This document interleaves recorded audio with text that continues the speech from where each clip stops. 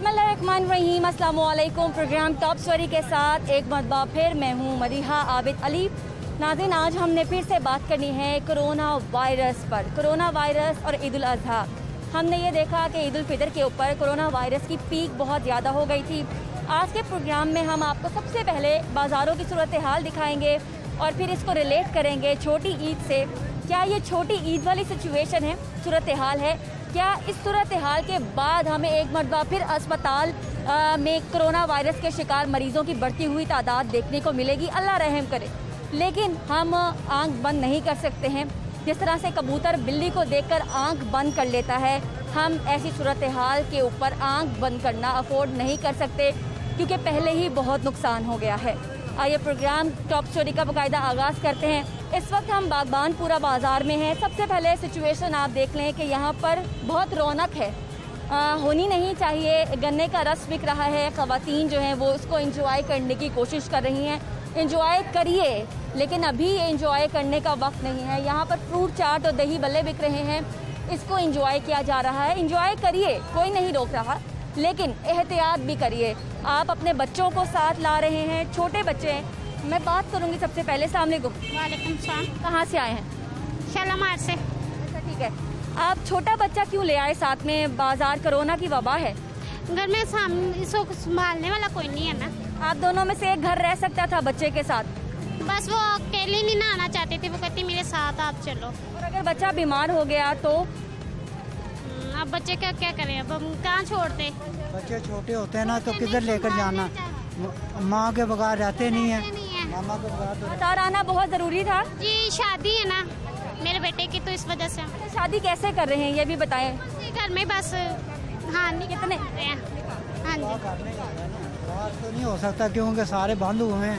तो खाना घर में ही बना लेते हैं, नहीं तो बाजार से मंगा लेते हैं। घर में सबकी फैमिली। क्या क्या खरीदारी की? अभी वो कपड़े वगैरह ले रहे हैं बेटे के और बहू के ले रहे हैं। बड़ी अच्छी बात है कि आप सादगी के साथ निकाह कर रहे हैं, लेकिन सबसे ज़्यादा फिक्र इस छोटे से बच्चे की। नाम क्या है इसका? हसन नाम है। हसन, कितना प्यारा नाम है। अगर इसको खुदा ना खास्ता कुछ हो गया तो? अब क्या करें हम? अच्छा, खुद बताएं, हो सकता है कि नहीं हो सकता? हो सकता है, जैसे कि ये कोरोना वायरस छाया हुआ है तो हो सकता है, ये नहीं हम कहते कि नहीं। गर्मी भी है, टाइफाइड भी अल्लाह ना करे हो सकता है। हाँ जी हो सकता है, बहुत ज़्यादा हो सकता है, लेकिन हम मजबूर है, क्या कर सकते हैं। अब क्या करेंगे आप? अब बस क्योंकि मैंने बहुत ज़्यादा आपको हकीकत से आगाह कर दिया है, तो अब तो आप डर गई होंगी। हाँ जी, अब ये कि ठीक है, एहतियात अंदर से करेंगे और छोटे को यही करेंगे कि लाजमी एक जना घर में रुके और इसको घर में रखें। यहाँ पर गन्ने का रस एंजॉय हो रहा है और सोशल डिस्टेंसिंग नहीं है। एक शहरी हमसे बात करना चाहते हैं। अल्लाह तेनू तंदुरुस्ती देवे, अल्लाह तुहाडे चैनल नू सलामत रखे। बस ये महंगाई है बहुत, जी नहीं रहा कोई, खान पीन नहीं। सब महंगाई है, कोरोना भी है कि नहीं है? कोरोना नहीं है, ऐसे लोग ये कोरोना होते ये चब्बू पाई फिर हम ही पा लेते हैं लोग। कोरोना नहीं है वे पर कम है। अंकल डिसाइड करें कि है कि नहीं है। पहले आपने कहा नहीं है। नहीं है, वे कम है। देखो ना, कोई ने नहीं पाए। हाँ, शुक्रिया। बहुत शुक्रिया, बहुत शुक्रिया। अस्सलाम वालेकुम। कैसी हैं आप? ठीक। अच्छा, बाजार क्यों आई हैं? क्या लेने? कितनी काम है तो आए हैं ना। तो अच्छा, काम है तो आप एहतियात के साथ आ सकते हैं, जैसे कि मैं आई हूँ। याद है कभी अब नहीं डाला जाता है, गर्मी में नहीं आता, सांस रुकता है मेरा, मैं नहीं रहती इसलिए नहीं। और अगर आप बीमार हो गई तो? बीमार तो है बंदा पहले ही, अच्छा, तो बस फिर क्या करे, बार बार नहीं किया जाता ये, इसलिए बस। ठीक है। और भी लोगों से बात करेंगे, बड़े हमें दिलचस्प जवाबात मिलेंगे आज प्रोग्राम में। इधर जो है वो दही बल्ले एंजॉय हो रहे हैं, ज़रा ये भी दिखा दें। तो हम आगे की तरफ चलते हैं, सिचुएशन आपको दिखाते हैं कि छोटी ईद पर जो हम लोगों ने बहुत ज़्यादा शॉपिंग की थी और उसके बाद बहुत ज़्यादा परेशान भी हुए थे, तो ये सिचुएशन किस तरफ जा सकती है। मेडिकल एक्सपर्ट से ज़रूर मैं बात करूँगी, कोरोना एडवाइजरी ग्रुप के मेंबरान से ज़रूर मैं बात करूँगी ये तमाम हकाइक मैं उनके सामने रखूंगी जो हम बाज़ार में देखेंगे, उनके सामने रखेंगे और फिर हम बात करेंगे। नाज़रीन, दूसरी एक और अहम चीज़ जो आपको मैं इस सेगमेंट में बताना चाहती हूँ और उसके बाद मैं मेडिकल एक्सपर्ट से भी वो इन्फॉर्मेशन आप तक पहुँचाऊँगी, वो ये है किंग्स कॉलेज लंदन, सब जानते हैं किंग्स कॉलेज की तहकीकाती रिपोर्ट्स को, रिसर्च वर्क को सब जानते हैं। उन्होंने ये कहा है, उन्होंने रिसर्च की है और उनकी रिसर्च के ऊपर जितने लोग थे वो थे 96 लोग थे जिनके ऊपर उन्होंने रिसर्च की और ये देखा कि जो क़ुव्वत मुदाफ़ियत है कोरोना के शिकार होने के बाद, जो सेहतमंद लोग हो चुके थे, कोरोना को शिकस्त दे चुके थे, उनकी क़ुव्वत मुदाफ़ियत एक हद तक गई, बहुत मेंटेन की उन्होंने अपनी क़ुव्वत मुदाफ़ियत और उसके बाद उनकी क़ुव्वत मुदाफ़ियत ने जवाब देना शुरू कर दिया। ये बहुत अलार्मिंग सिचुएशन है। इसका सादा अल्फाज में मतलब ये है कि जिसको एक मरतबा कोरोना हुआ है, पूरी ज़िंदगी वो वैसे सेहतयाब नहीं रह सकता जैसे कि वो पहले था, यानी कि उसकी क़ुव्वत मुदाफ़ियत या सांस लेने में उसे मसला पूरी ज़िंदगी आ सकता है। ये मैं मेडिकल एक्सपर्ट से दोबारा आपके लिए सवाल पूछूंगी, ये बहुत अहम सवाल है और ये बहुत सारे लोग जो कि कोरोना से सेहतयाब हुए हैं उनके लिए एक बहुत आप कह लें अहम सवाल होगा, तो इसका जवाब आपसे ज़रूर जानेंगे। यहाँ पर जूतों की ख़रीदारी हो रही है। अस्सलाम वालेकुम। यहाँ पर नो मास्क नो सर्विस की पॉलिसी है, आपकी दुकान सील नहीं हुई? नहीं। अच्छा, छोटी ईद के बाद शॉपिंग जितने लोगों ने की है उतने परेशान भी हुए, बीमारी का शिकार भी हुए। रोज़ बाज़ार में कितना रश देख रहे हैं आप? आपके सामने देख लो, हम पूरी कोशिश पूरी कर रहे हैं, एहतियात पूरी कर रहे हैं कि मास्क के बिना लड़का कोई ना खलो। बताएं रश कितना है बाज़ारों में? रश बहुत मुनासिब ही है। हाँ जी, चलें ठीक है। और भी हम यहाँ पर आपको सूरत हाल दिखाएंगे। आगे हम चौक पे पहुँच चुके हैं, ज़रा वो चौक पे जो रश है वो आप देखिएगा और कैमरामैन से गुजारिश करूँगी, मैं हर खातून से जाके पूछना नहीं चाहती हूँ, इंटरव्यू नहीं लेना चाहती हूँ। ये ख़वातीन का पर्दे का बड़ा मसला होता है और वो अच्छी बात भी है। जो बात नहीं करना चाहता हम उसको लिबर्टी भी देते हैं और उनकी ओपिनियन, उनकी डिसीजन का एहतराम भी करते हैं, लेकिन हम आपको सिचुएशन ज़रूर दिखाना चाहते हैं कि जो सूरत हाल है आप ये सूरत हाल देख सकते हैं। मास्क कैमरामैन से गुजारिश करूँगी दिखाएं कि मास्क किस तरह से लोगों ने नहीं पहने। नो मास्क नो सर्विस की पॉलिसी है जी, है तो है, लेकिन क्या करें, काम ही कर सकते हैं, काम ही कर सकते हैं। लोगों ने पहले भी काम किया छुप के, अब भी करेंगे छुप के। भाई अगर आपको कोरोना अल्लाह ना करे हो गया तो फिर कौन संभालेगा आपका घर? कुछ किसी ने भी नहीं संभालना। आप अपने आप काम करें तो फिर भी जो है नहीं, घर वाले घर नहीं रहने देते, वो कहते हैं काम करो। कुछ भी काम आप करें, काम तो मैं भी कर रही हूँ भाई, मैं भी तो काम कर रही हूँ जी, लेकिन मैंने मास्क पहना है। देखे ना, जिसके पास अब इतने सर्वाइव नहीं है, 1 सेकंड के बाद ही टूट जाती है पट्टी। दिन में 1 लें, 2 लें, 10 लें, इसी के अंदर ही पैसे खर्च हो जाते हैं। 500-600 रुपये अगर किसी की आमदन है तो 200। आपके पास कितने प्यारे प्यारे फैब्रिक्स हैं, इसका मास्क बनवाएं अपने लिए। इसके मार्क्स से कैसे बन सकते हैं? इतना माइंड नहीं ना है किसी के पास के वो इन कपड़ों के मार्क्स ही बनाए। लेकिन आपको अगर अपने आप से मोहब्बत हो तो आप किस चीज़ का मास्क नहीं बना सकते? इंसान को खुद से मोहब्बत नहीं होती। आपको नहीं है? जितना फास्ट दौड़ है, हर इंसान को खुद से मोहब्बत है, किसी से तो है ही नहीं है। तो आपको अपने आप से मोहब्बत क्यों नहीं? जितनी मुझे है, मुझे किसी को मुझे नहीं लगता। आपने तो मास्क पहना नहीं हुआ। आपने मास्क नहीं पहना, मार्क्स से नहीं, इससे मैं अंदाजा लगा सकती हूँ। अब सुबह 9 बजे के आए हुए हैं तो वो तो 2 सेकंड में ही टूट जाता है मार्क्स। अगर आपको कोरोना हो गया तो आप अपने आप को माफ करेंगे? माफ करेंगे। देखे ना, इतनी लंबी सोच किसी के पास भी नहीं है। हर इंसान कह रहा है कि बस खाना खाएं, सो जाए, अगले दिन उठ के फिर काम पे चले जाए, फिर सो जाए। ये तो अपने आप से मोहब्बत नहीं होती। अपना ख्याल रखना मोहब्बत है। अपना ख्याल रखना ही मोहब्बत है। ठीक बात है आपकी। चलें फिर निकालें मास्क और पहने हमारे कैमरे के सामने। मास्क सब कोई आता तो फिर लेते हैं, लेंगे इंशाल्लाह। वैसे आपकी दुकान सील भी हो सकती है। जी, दुकान सील हो गई, इसलिए यहाँ पे खड़े हैं। बहुत शुक्रिया हमसे बात करने के लिए। जवाब बहुत ज़्यादा आपको मिलेंगे, जवाब बहुत ज़्यादा मिलेंगे और आपको अलग अलग किस्म की बातें भी मिलेंगी यहाँ पर। जब हम लाहौरियों से बात करते हैं, बहुत अलग अलग बातें करते हैं, बड़ी दिलचस्प बातें करते हैं। नो मास्क नो सर्विस की पॉलिसी और आपके सेल्समैन ने मास्क नहीं पहना।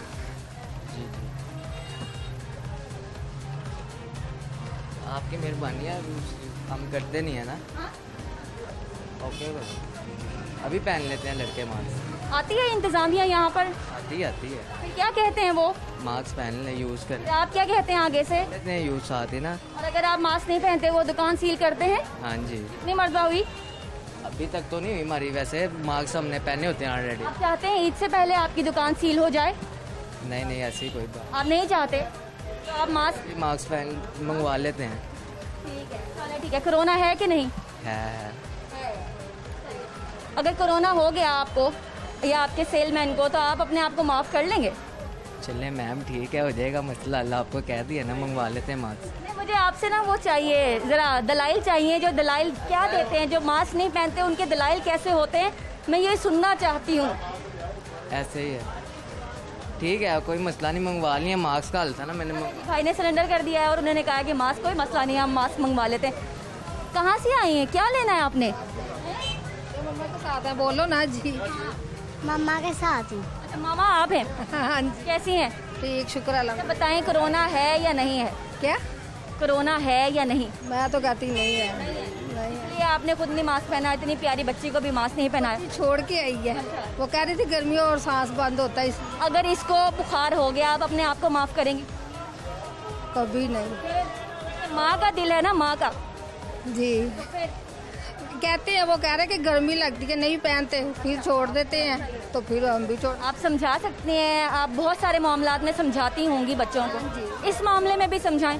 हाँ जी समझाते हैं, दिया भी है। देखें, जो वालिदैन खुद करते हैं, बच्चे उनको देख के उस पर अमल करते हैं। अगर आप मास्क पहनेंगी, मैं ऐसे करती ना, अब मेरा सांस बंद, मैंने ऐसे नीचे उतार लिया। हाँ जी, ये मैं यही पहनती हूँ। हाँ जी, मैंने ये मास्क नहीं पहना। हाँ जी, इसलिए अब वो भी कह रही कि मम्मा आपने नहीं पहना, भी मैंने कहा जरा चले। मेरी बात सही थी कि नहीं सही थी? सही है, बिल्कुल ठीक है, जैसे माँ बाप करते वैसे बच्चे करते हैं जी। तो अब आप खुद पहले मास्क पहने, फिर वो भी इम्प्लीमेंट करेगी। ठीक है, पहनेंगे। आप इसकी क्या लगती है? कुछ नहीं। अच्छा, आप अलग अलग कस्टमर। अच्छा, ये खाला है, खाला भी हैं? खाला ने खुद नहीं मास्क पहना? नहीं, बस वैसे में ऐसे प्रणाम। हाँ जी, ये तो बड़ी अच्छी बात है, ऐसे कर लेते हैं, बड़ी अच्छी बात है। लेकिन बच्चे के पास तो दुपट्टा नहीं, तो बच्चे नहीं लेते, उनको पहनाते हैं, वो गुम कर देते हैं या पहनते ही नहीं है, कहते गर्मी। अच्छा, एक बात मैंने की, जो बड़े करते हैं वो बच्चे करते हैं। हाँ जी, बड़े अगर मास्क पहनेंगे, बच्चे खुद पहनेंगे मास्क, वो खुद और शौक से पहनेंगे। ठीक है। हाँ जी, पहनेंगे खुद। हाँ जी, बच्चे बड़े अगर उसको, इसका नाम बताएं। इसका नाम सना। सना को अगर बुखार हो गया और मामा और खाला माफ करेंगी अपने आप को? नहीं, कभी भी नहीं। बच्ची बीमार हो जाए, अल्लाह माफी दे, कुछ हो जाए इससे, तो फिर कभी नहीं। ये लेकिन बच्चों को कहते हैं, वो पहनते नहीं। आपको अमल करेंगे, चलें ठीक है। ये सिचुएशन है, लाहौरिये जो हैं वो सुन भी लेते हैं, मेरी रिस्पेक्ट भी कर लेते हैं। हम हम्बल के चले, कुछ तो सुन लेते हैं, लेकिन ये है कि अगर सब इम्प्लीमेंट करें मास्क की पाबंदी के ऊपर तो फिर फ़ायदा है। ऐसे तो एक को कहना फ़ायदा नहीं है।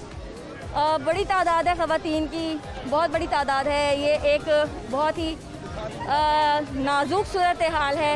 इससे क्या नहीं हो सकता, ये हम आपको मेडिकल एक्सपर्ट से पूछेंगे और बताएंगे आपको कि जब ये सूरत हाल बाज़ारों में होती है, सोशल डिस्टेंसिंग नहीं होती, मास्क का इस्तेमाल नहीं होता, गर्मी भी बहुत ज़्यादा होती है, तो कोरोना किस तरह की सूरत हाल इख्तियार करता है, ये हम मेडिकल एक्सपर्ट से पूछेंगे। और लोगों से बात करते हैं, यहाँ पे बड़े अच्छे प्यारे खुस्से जो हैं वो लिए जा रहे हैं। अस्सलाम वालेकुम। वालेकुम अस्सलाम। क्या पसंद आया आपको?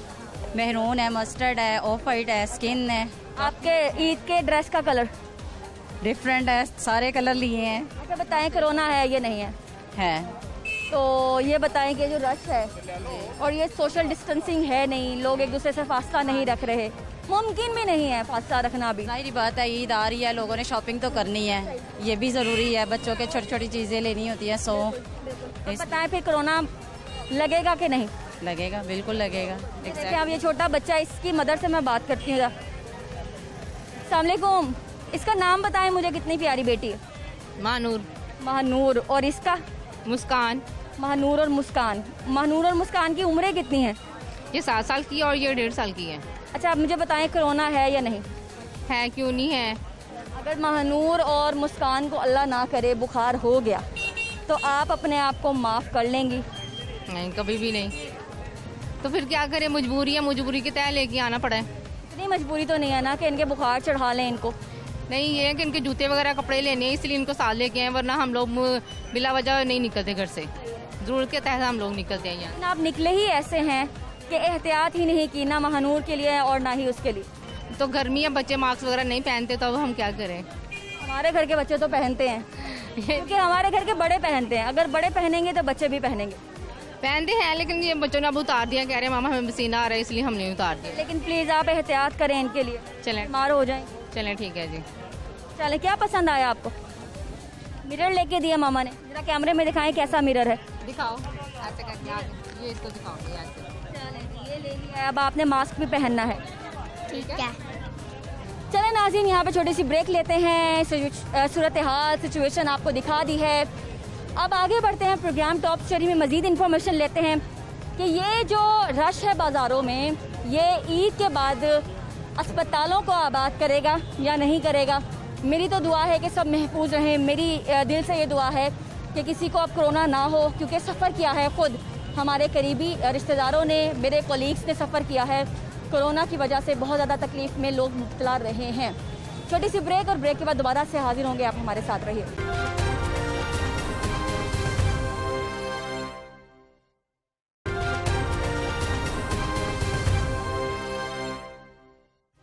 वेलकम बैक नाजरीन। बाज़ारों की सूरत हाल आप जान चुके हैं। ये एक बाज़ार का सैंपल आप तक पहुंचाया है, ऐवान तक पहुंचाया है, पॉलिसी मेकर्स तक पहुंचाया है। इसके क्या कॉन्सिक्वेंसेस निकल सकते हैं ये तो एक्सपर्ट्स बताएंगे।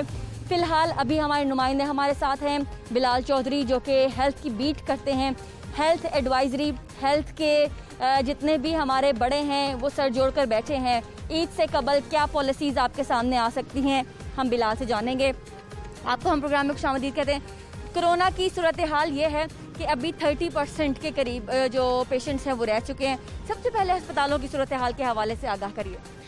देखिए मदीहा, मैं आपको बताऊं कि इस वक्त जो मौजूदा सूरत हाल है, सबसे पहले हमने इसी खबर को ब्रेक किया था कि जो तशवीशनाक मरीज़ हैं उनमें वाज़े तौर पर कमी देखने में आई है, और गुज़िश्ता 11 रोज़ में 50% जो तशवीशनाक मरीज़ हैं इनकी रेशो कम हुई है। अल्टीमेटली जब तशवीशनाक मरीज़ कम होंगे तो अल्टीमेटली अमवात भी कम होंगी, क्योंकि 80% जो एसिम्प्टोमेटिक पेशेंट हैं जिनको अलामात नहीं होती, उनमें से 15% जो है माइल्ड सिम्प्टोमेटिक होते हैं, फिर उनमें से 5% जो है वो क्रिटिकल होते हैं, जिसमें से 3% वेंट पे जाते हैं, और वेंट पे 2.5% की मौत होती है, और 0.5% की रिकवरी होती है। तो इस वक्त मौजूदा सूरत हाल में ये अल्लाह की तरफ से एक बेहतरी है कि हमें जो है वो एक ऐसा चेंज आया है जिसकी हम सब एक्सपेक्ट नहीं कर रहे थे, क्योंकि दुनिया में पिछले 10 रोज़ में तकरीबन लाखों केसेस बढ़े हैं, और लेकिन हमारे यहाँ पे केसेस में कमी हुई है, खासकर तशवीशनाक मरीजों के साथ साथ जो एसिम्प्टोमेटिक पेशेंट है। आप जब कहते हैं कि कमी हुई है, एसिम्प्टोमेटिक पेशेंट्स के में भी कमी हुई है, ये बताइएगा ये क्यों हुआ है? क्या ये स्मार्ट लॉकडाउन की वजह से हुआ है, स्मार्ट सैम्पलिंग की वजह से हुआ है?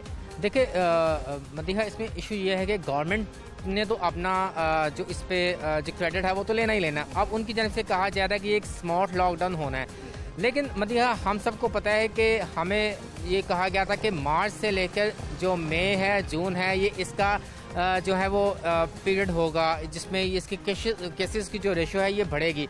तो अब देख लें कि अब क्योंकि जुलाई शुरू हुआ है, अब हम देख रहे हैं कि थोड़ी सी इसकी जो पीक है ये डिक्लाइन की तरफ जा रही है। लेकिन अब इशू ये है कि ये अभी एक बात आपको वाज़े तौर पे बता दूं कि WHO ने भी कल अपनी मीटिंग में कहा, आज भी एक्सपर्ट्स से हमारी जो बात उनकी जानब से कहा जा रहा है कि जो वायरस है ये 2020 के बाद भी ख़त्म नहीं होगा, वायरस मौजूद रहेगा। होगा क्या कि जब हम में ज़्यादा जो तादाद है, तकरीबन 70% जो लोगों को ये इफ़ेक्ट कर जाता है, तो फिर उसके बाद बॉडी इम्यून हो जाती है, हर्ड इम्यूनिटी की तरफ चले जाते हैं। वायरस मौजूद रहता है लेकिन फिर अमवात नहीं होती, क्रिटिकल पेशेंट्स नहीं होते, सिंपल जिस तरह नज़र जुकाम होगा उस तरह होके हम रिकवरी की तरफ चले जाएंगे, हम आदी हो जाएंगे। आम अभी जो अस्पतालों में मरीज़ हैं 30% के करीब आपने बताया है, ये बताइएगा जो डिस्चार्ज होने वाले पेशेंट्स हैं और कोरोना से मुतासिरा अफराद जो कि अब इस दुनिया में नहीं रहे हैं, ये बताइएगा उन्हें कोरोना ने क्या ब्लड में हिट किया, फेफड़ों पे हिट किया या दिमाग पे हिट किया? ज़्यादातर केसेस कौन से सामने आए? देखिए मदीहा, इसमें जो स्टडी है ना, आए रोज़ इसकी स्टडी में चेंज आ रहा है। हर रोज़ कोई ना कोई नई स्टडी आ रही है, हर रोज़ कहीं ना कहीं कोई नई चीज़ सामने आ रही है।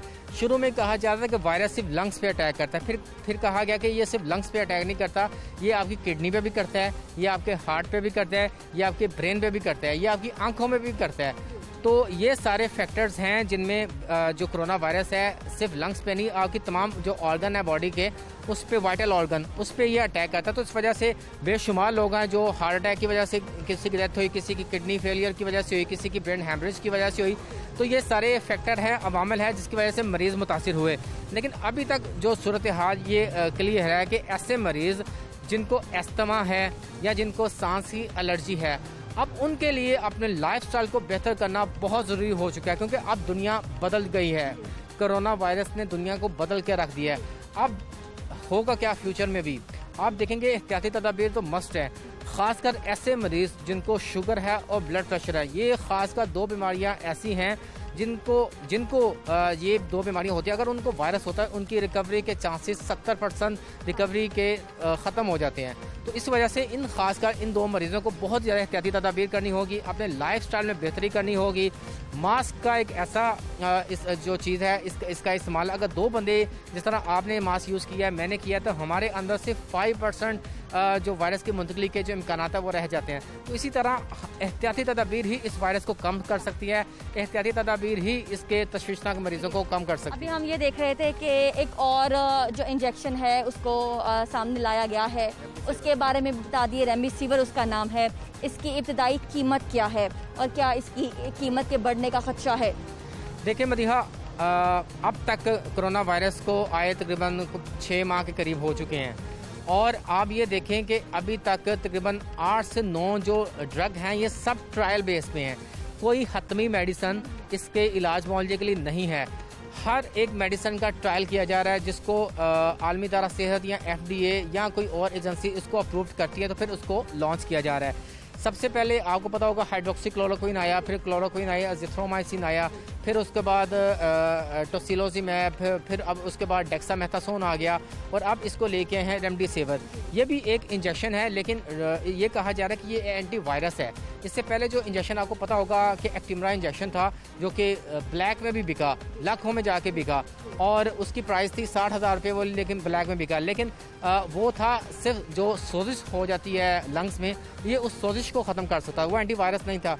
ये रेमडेसिविर जो इंजेक्शन आया है, जिसकी आज FDA अमेरिकी अदारे ने भी इसको इस्तेमाल करने की इजाज़त दी। प्राइस बताइएगा। प्राइस इसकी है 10,000 रुपये। अगर ये कंट्रोल प्राइस पे मिले तो इसकी प्राइस 10,000 रुपये है। इसकी इंजेक्शन अगर 10 से ज़्यादा मिलता है तो हमने शिकायत कहाँ करनी है? बिल्कुल, इसके लिए पंजाब हेल्थ केयर कमीशन को तमाम इख्तियारात हैं। अगर जिस किसी को भी कोई डॉक्टर रिकमेंड करता है, अगर वो सरकारी अस्पताल में तो सरकारी अस्पताल उसको खुद देगा, अगर वो किसी प्राइवेट हॉस्पिटल में है तो उसको प्राइवेट अस्पताल की इंतजामिया को कहेंगे, तो वो आगे पंजाब हेल्थ केयर कमीशन को रिक्वेजिशन भिजवाएंगे। वो कंपनी से कह के इनको 10 इंजेक्शन की जो डोज है मुकम्मल वो देंगे, और कंट्रोल रेट पे और लेस पे इनको देंगे। ये तकरीबन 90,000 रुपये बनेगी। Very valid information. आज जो होने वाली जो मीटिंग है उसमें क्या क्या जो नकात हैं वो ज़ेर बहस आए हैं? देखिए मदीहा, कल NOC की नेशनल कमांडिंग अथॉरिटी की जो मीटिंग हुई थी, और फिर आज भी जो सेक्रेटरी कैप्टन मोहम्मद उस्मान ने जो मीटिंग ली है, उसमें वाज़ेह तौर पे ये बता दिया गया है कि उन्होंने एक गाइडलाइंस बना दी है। गाइडलाइंस है मवेशी मंडियों के लिए, गाइडलाइंस है आम लोगों के लिए। अब हुकूमत की काम होता है इम्प्लीमेंटेशन करना और उसके बाद गाइडलाइंस देना। अब देखिए, अब हम जितनी मर्जी कोशिश कर लें, जब तक हम खुद से नहीं चाहेंगे चीज़ों को बेहतर करने की, हम नहीं कर सकते। तो इसी वजह से अगर उसके बाद फिर मुहर्रमुल हराम आ रहा है, तो हमें खदशात ये हैं कि अगर हम मवेशी मंडियों से निकलते हैं तो अगर ईद उल अज़हा से ना फंस जाएँ, अगर ईद उल अज़हा से निकलते हैं तो फिर मुहर्रमुल हराम में ना फंस जाएँ। तो इस वक्त मेरे हिसाब से आने वाले जो दिन हैं ये बड़े ही क्रूशल है। और ईद से कबल क्या हम लॉकडाउन देख रहे हैं? देखिए, इसके बारे में अभी कोई तजावीज़ हैं कि मतलब 5 दिन का लॉकडाउन कर दिया जाए, 7 दिन का कर दिया जाए, ईद की छुट्टियां ख़त्म कर दी जाएं, छुट्टियां ना दी जाएं, ताकि आवाम अपने फैमिलीज़ के दूसरे लोगों के साथ इंटरेक्शन ना कर सके, वायरस एक जगह से दूसरी जगह मुंतकिल ना हो सके। इस हवाले से तजावीज़ ज़ेर गौर है, लेकिन हतमी अभी कोई फैसला नहीं हुआ। लेकिन जो भी ऐसी चीज़ जिससे लोकल ट्रांसमिशन को रोकने में मददगार साबित होती है, अगर गवर्नमेंट इन पे सख्ती से अमल दरामद कराती है तो हमारा ईद उल फितर के बाद जो हाल हुआ था, फिर हमारा ईद उल अजहा के बाद वो हाल नहीं होगा। और जो विजुअल्स हमने दिखाए हैं, जो बाज़ारों में सूरत हाल है, इससे कोरोना फैलने का खतरा है या नहीं? देखिए मदीहा, ऑनेस्टली स्पीकिंग हमें भी पता है कि अब हमारी आवाम को पता है कि हमने ईद उल फितर के बाद बहुत खमियाजा भुगता। हमने देखा कि ईद उल फितर के बाद किस तरह लोगों ने कपड़ों की शॉपिंग की, दूसरी मार्केट्स में गए। अगर ये ईद हम सुकून से गुजार लेंगे तो कोई क़यामत नहीं आ जाएगी। ये थोड़ा सा टाइम रह गया, फिर इसके बाद 2020 के बाद हो सकता है कि जिस तरह हमारे इंटरनेशनल और लोकल एक्सपर्ट्स कह रहे हैं कि फिर इम्यून हो जाएगी, हर्ड इम्यूनिटी की तरफ हम चले जाएंगे, इसकी इफेक्टिवनेस कम हो जाएगी, फिर तशवीश पेशेंट्स भी कम होंगे, अमवात भी कम होगी। तो इस वजह से हमें सिर्फ 2 से 3 माह हैं, ये बड़े हैं। अगर हम ये सुकून से निकाल लें, कोई अगर नहीं शॉपिंग करेंगे तो मतलब कोई मसला मसाइल नहीं होगा। तो इस वजह से घर में बैठे रहें, शॉपिंग की कोई ज़रूरत नहीं है। अगर किसी ने जानवर ज़िबा भी करने हैं तो एक लिमिटेड तरीके से रह के करें, अपने आप को बचा के करें। किसी की गोश्त को डिस्ट्रीब्यूट भी करना है वो भी मुकम्मल एक तरीके से करेंगे तो फिर हम इंशाल्लाह हम इससे बच सकते हैं। बहुत अच्छा मैसेज बिलाल, आपका बहुत शुक्रिया अपना वक्त देने के लिए प्रोग्राम टॉप स्टोरी को। नाज़रीन, अभी भी कोरोना के फैलने का खदशा है, तो इसलिए एहतियात करनी है। ईद कुर्बान के ऊपर शॉपिंग ना भी करें चलेगी, लेकिन कुर्बानी करें एहतियात के साथ। यहाँ पे छोटी सी ब्रेक लेंगे और ब्रेक के बाद डॉक्टर जावेद हयात खान के पास चलेंगे। उनसे हम पूछेंगे कि कोरोना एडवाइजरी ग्रुप ने हुकूमत पंजाब को क्या एडवाइजरी जारी की है और क्या इम्प्लीमेंटेशन होने वाला है, क्या आया लॉकडाउन होगा या नहीं होगा, कोरोना से सेहतयाब होने वाले जो लोग हैं क्या वो ज़िंदगी भर सेहतयाब रहेंगे या फिर उन्हें सांस के मसले हो सकते हैं। आने वाले दिनों में क्या होगा, उनसे चलकर पूछते हैं एक ब्रेक के बाद।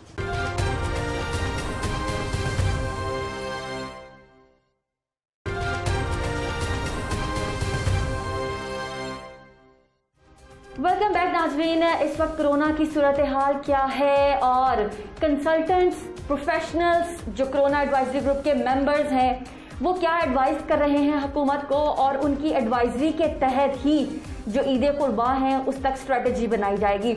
ऑलमोस्ट आधा महीना ख़त्म हो चुका है, आज 14 जुलाई है। इसके बाद जो आखिरी महीने की तारीख है उसमें ईद है। तो इस टाइम स्पैन में क्या होने जा रहा है, बहुत से लोग प्रोग्राम टॉप स्टोरी से ये पूछना चाहते हैं कि एक मरतबा फिर लॉकडाउन होगा या नहीं। ये तमाम चीज़ें हम जानेंगे। इस वक्त हमारे साथ मौजूद हैं डॉक्टर जावेद हयात जो कि कंसल्टेंट पल्मोनोलॉजिस्ट हैं। PKLI से इनका ताल्लुक है, जबकि ये कोरोना एडवाइजरी ग्रुप के मेंबर भी हैं। इनकी जो एडवाइस है, इनका जो मशवरा है वो हुकूमत पंजाब मानती है। तो हम इनसे जानने की कोशिश करते हैं कि आगे आने वाले दिनों में उन्हें क्या जा रहा है। प्रोफेसर साहब, एक तो हम आपको प्रोग्राम में खुशामदीद कहते हैं, दूसरा ये कि कैसा चल रहा है, आपने कोरोना टीम में रहकर जिंदगी को तब्दील होते हुए कैसे देखा? एक बहुत बड़ी तब्दीली देखने में आई है जो कि हर सतह पे देखी गई है, हुकूमती लेवल पे देखी गई है। जो हेल्थ केयर प्रोवाइडर थे, डॉक्टर, नर्सेज, उनके रवैयों में देखी गई है, आवाम में देखी गई है तब्दीली।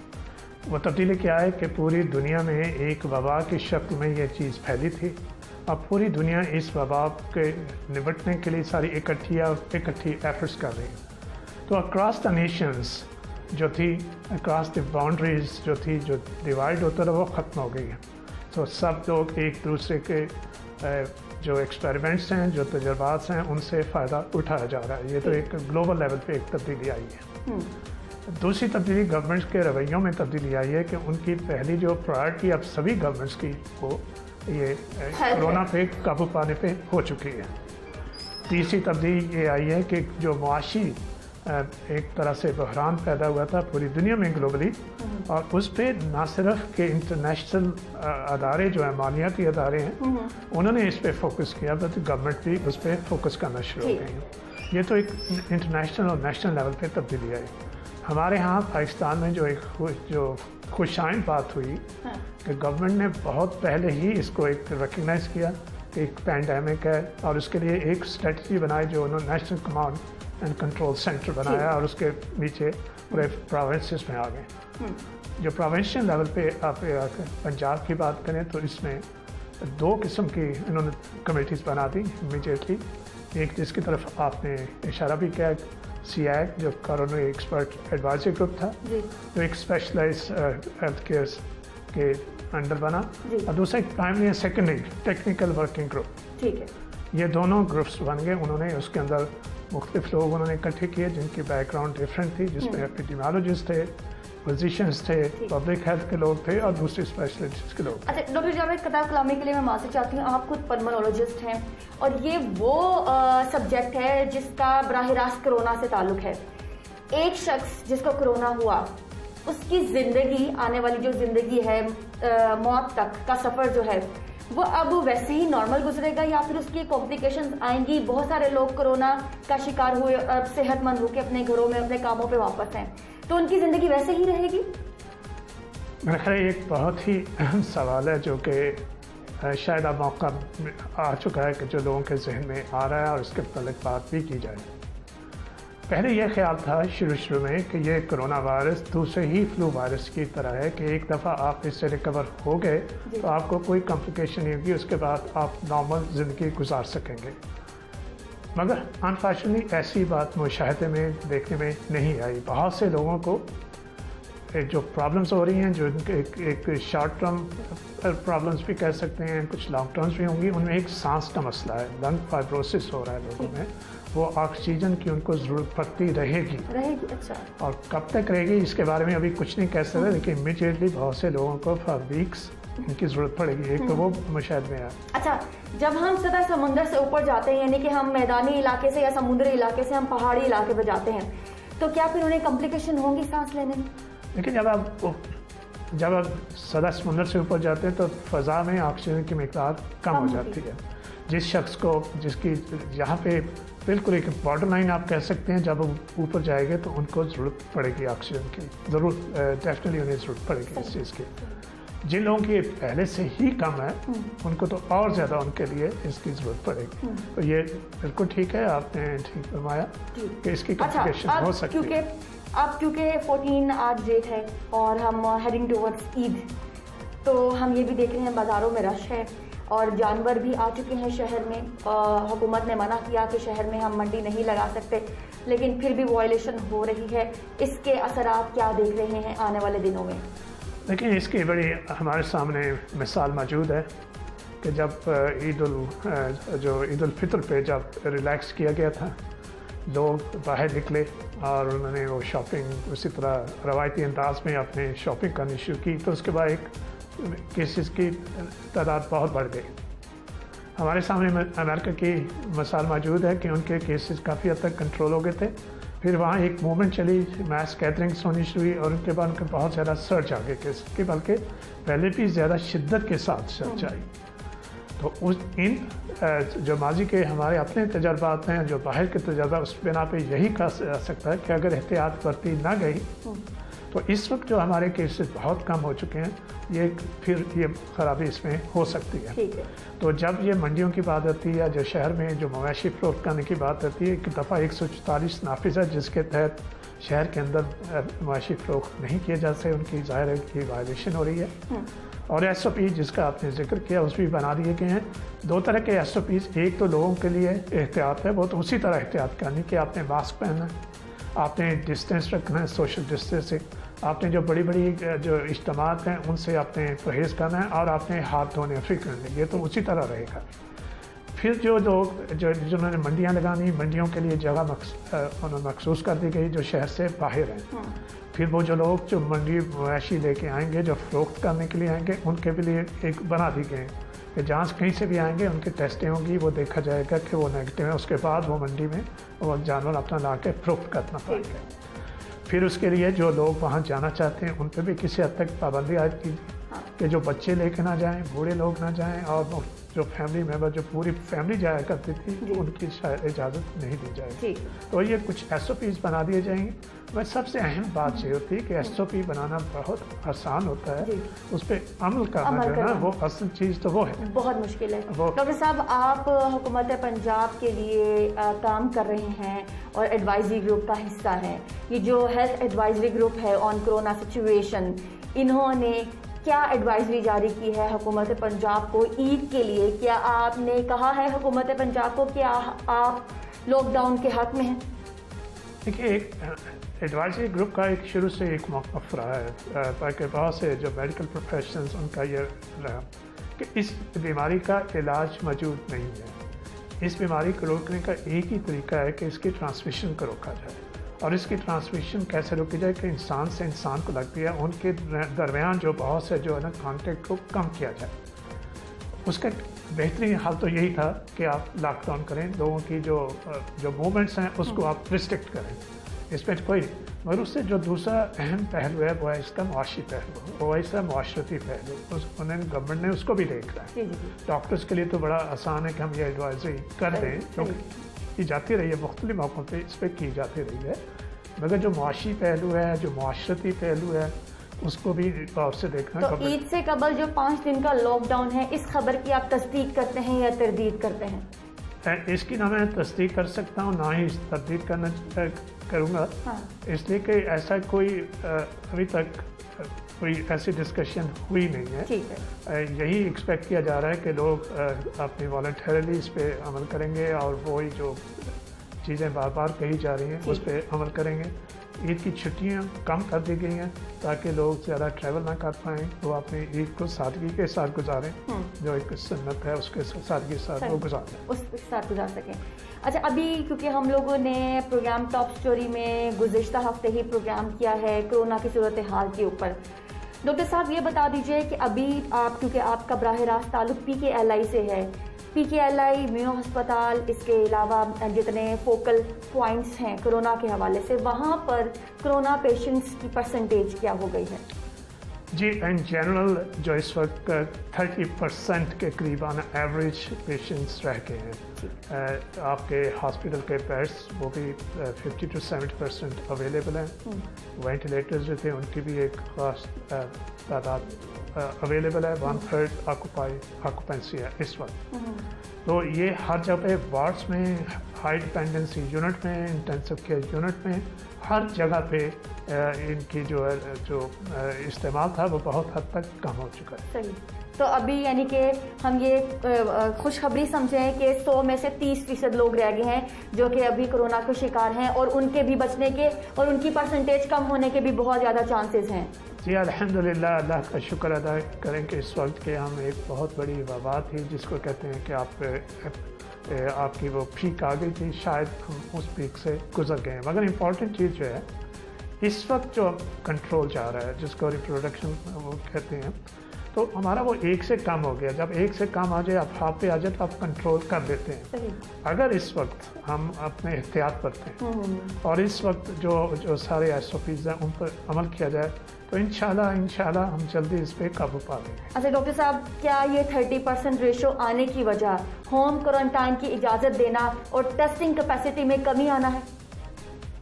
नहीं, अगर आप टेस्टिंग देखें तो डेफिनेटली उसके अंदर कमी है और उसकी बहुत वजूहात हैं। पहले ये था कि जब आप जितने आपके बाहर से लोग आ रहे थे एयरपोर्ट्स पे, सबकी टेस्टिंग की जा रही थी, और सेकेंडली उसके बाद जब पॉजिटिव होते थे उसके हॉस्पिटल में दाखिल हो जाते थे, उनको डिस्चार्ज करने के लिए एक कंडीशन थी कि उनके 2 नेगेटिव होंगे और उसके बाद वो डिस्चार्ज हो सकें।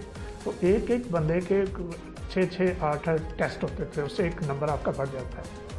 फिर उनके जो कॉन्टेक्ट ट्रेसिंग में उनके सबके टेस्ट किए जाते थे, उसके भी नंबर बढ़ जाता है उसका।